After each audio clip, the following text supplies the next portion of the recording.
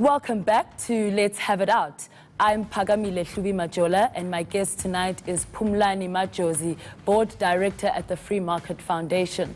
Now, Mr. Majozi, we were having a bit of a debate just before we went into the break.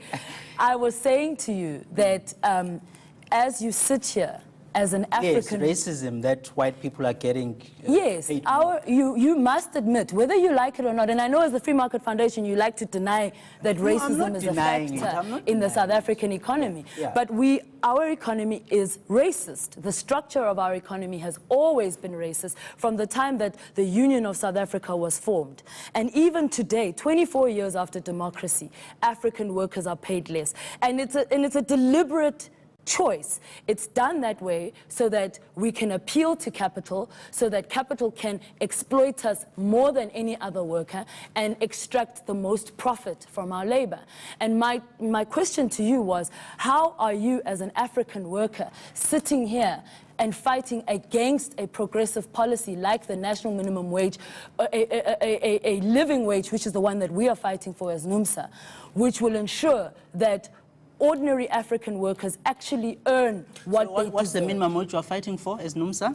What do you want? What minimum wage do you want? Well, let's be clear. We reject this 20 rand per hour. Okay, what do you want? What wage? What we want is for the government to do genuine research on what would be an affordable and what will be the wage that you want as NUMSA?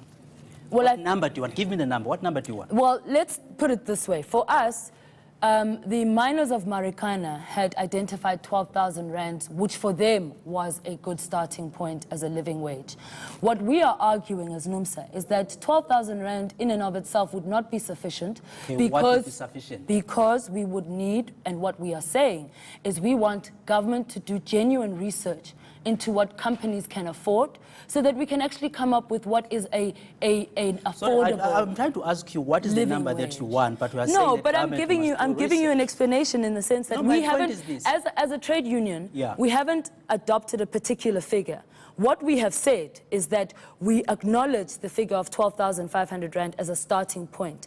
But for us, in and of itself, that would not be good enough. We would want to know what is it that CEOs are earning versus what ordinary workers are earning, and we can establish, and we would establish a fair wage on the basis of that. You cannot do that. Yes, you can. Okay, but here's what I want to say. Can. Here's what I'm trying to ask myself. Why can't you guys say it should be 20,000 rand a month? Repeat yours. Why can't you guys say, you are NUMSA, right? By the way, I like what you do. You are representing your members of your union. Why can't you say it should be 20,000 rand a month or 25,000 rand a month? Because we don't thumbsuck figures like the government. We would like genuine research to be done so that but you want a higher number, right? Yes, it must be much higher than 20 rand per hour. Okay. Can you tell me, would you be able to survive on 20 rand per hour, Phumlani?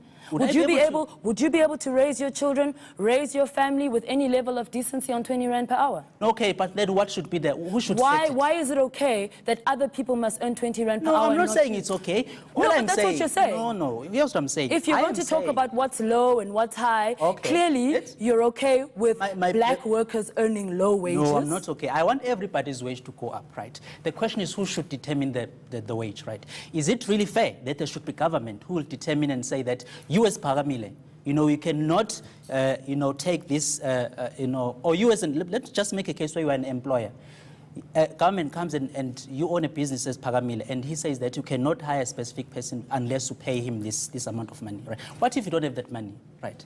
What are you going to do? You are not going to employ that person. So that means that there will be many people who will be losing jobs. And even the treasury, the government that we are talking about has acknowledged that there will be job losses, right? And people like in your organizations and many others who are on your side, they always say that it will be minimal job losses. But then what is minimal? You see, I think there are many people out there, and we call them minimal, which I think is really an insult. And because the people will be affected are people who will lose jobs because of a high minimum wage, and also the people who will never find jobs. Let's be honest. And that's a serious problem in South Africa. Unfortunately, let's just park it there for now, but we're coming back to it. What we're going to do now is we're going to hear from our viewers. Tawanda on Twitter says, given the economy and inflation at hand, 20 Rand is way too low, and we have to also look at who are the biggest contributing masses within the minimum wage range. This doesn't do any good for the future of our people. We will never cross over. We won't have people relying on themselves. Mashishi on Twitter also says, we have to start somewhere to address continuous slave apartheid wages for the poor.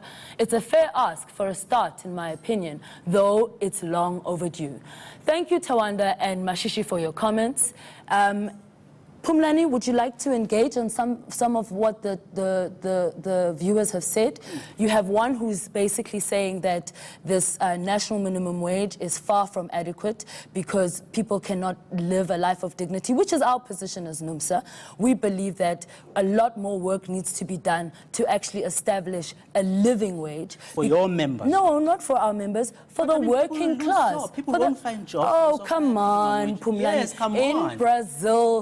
In Brazil, Lula implemented a national minimum wage, and in fact, after he implemented that national minimum wage, the rate of joblessness decreased in Brazil. It decreased in Germany. When they implemented a national minimum wage, there was an increase in employment. So again, I want to ask you, where are you getting your statistics from? Where am I getting? Everywhere in the world where inequality is a crisis, like it is a crisis in South Africa, you must intervene directly in the economy in order to deal with the imbalance. By upskilling people, right? By upskilling people, by fixing your education. So those are things you can do, because it does show that if people are able to get decent education, if people are able to get the necessary skills that are needed to rise in the economy, we are going to have a rise in people's wages. That's been the case. Data does show that. The taking risks as to how much exactly, how many jobs we want to kill through the national minimum wage, I think for me that is very damaging. And I don't think that we think of the impact that could have on the economy. I like you. I like what you represent, right? I like you representing your members of your union. By the end of the day, if you say government must put in a legislation, you are affecting the entire population. What will the millions of people out there who don't have jobs, what are they going to have, right? And even right now, you cannot give me the figure, Phakamile, that you would love to see as the national minimum wage. You said you are okay with the 12.5 that the as a starting point. As a starting point, yes. But you are not because we are talking about a living wage. We're talking about a wage that ordinary workers have to be able not just to exist on, they have to be able to raise their families, they have to be able to access quality education, they have to be able to access quality health care. So on that note, Phumlani, we will have to pause because, again, we have to pay the bills. After the break, we take more of your questions and comments. Please don't go away.